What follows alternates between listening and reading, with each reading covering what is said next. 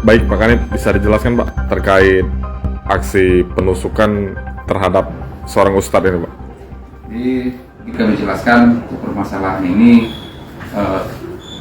korban atas nama Muhammad Setiawan merupakan guru di pesantren, salah satu pesantren di Kabupaten Oku Timur, dan pelaku berinisial IS, yang mana kejadian ini terjadi pada tanggal 31 Agustus 2022 kira pukul 15.00 WIB. Pelaku melakukan penusukan terhadap korban didorong karena pelaku merasa sakit hati karena selalu ditegur dan disindir tentang kesalahan-kesalahan yang pernah ia lakukan, dan dari sana kejadian tersebut pelaku bersakit hati dan melakukan penusukan terhadap korban.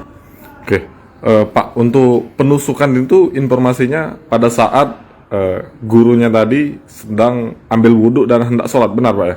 Ya benar, jadi setelah korban mengambil wudhu dan mau masuk ke dalam masjid, tiba-tiba pelaku mendekati dan menusuk korban dari belakang.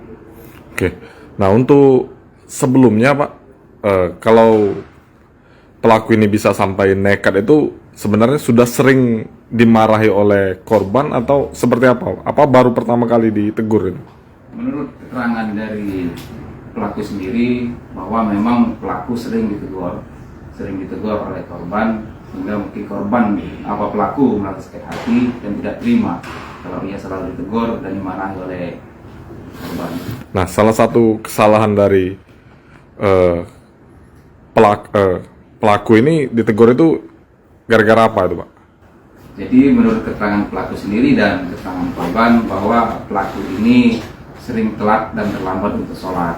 Jadi karena pelaku sering tidur siang dan bangunnya terlambat, jadi ditegur oleh gurunya supaya sholat. Dan sering itu dilakukan oleh pelaku pada saat sholat zuhur.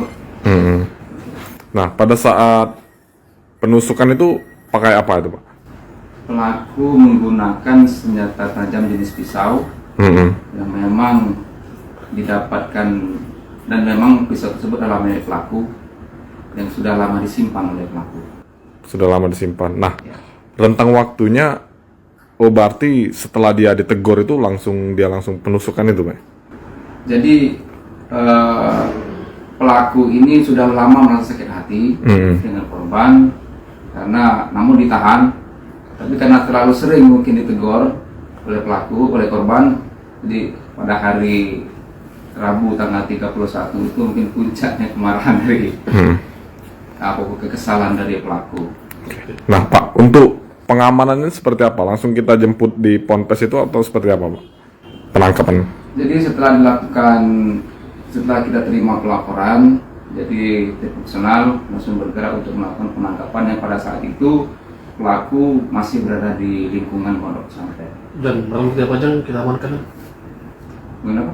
Barang bukti apa yang kita amankan? Jadi barang bukti yang kita amankan, satu bilah senjata tajam yang digunakan pelaku pada saat melakukan penusukan, dan pakaian dari korban. Bang, untuk korban sendiri mengalami luka di mana aja Bang? Korban mengalami luka di punggung bagian sebelah kanan dan tangan kiri.